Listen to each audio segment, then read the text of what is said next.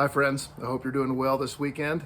And I'm sitting on my back porch, my favorite place to be, to think, meditate, to contemplate, to pray. And I'm glad I can visit with you just a little bit. We entered into this weekend a little bit saddened by hearing of the loss of our friend Tim Keller. While I didn't know him personally, he deeply impacted my life by what I read, by what I heard of his sermons, listening to his podcasts, and I'll forever be challenged and thankful to him and to God for his impact upon my life and on the church today. He had a unique ability to connect the unchanging gospel to a changing culture.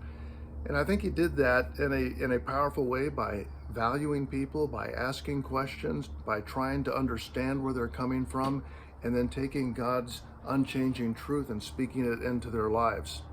It reminds me of what we read about in First Chronicles about the men of Issachar, that they understood their times.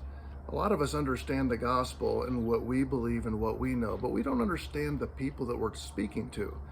Often Keller would get criticized for being too much of a listener to what the current culture was doing. But I think it's vital to understand your audience.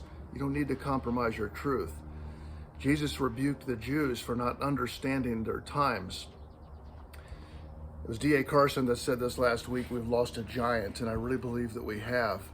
My prayer is this, that we would be able to, as Christians, to be able to love people, to value people, to listen to them, to seek as best as we can to understand where they're coming from, and then be able to respond in the truth and the hope and the joy of the gospel.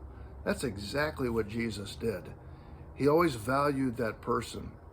So while we lose one man and he graduates to heaven, I'm sure he's not wishing he were still here.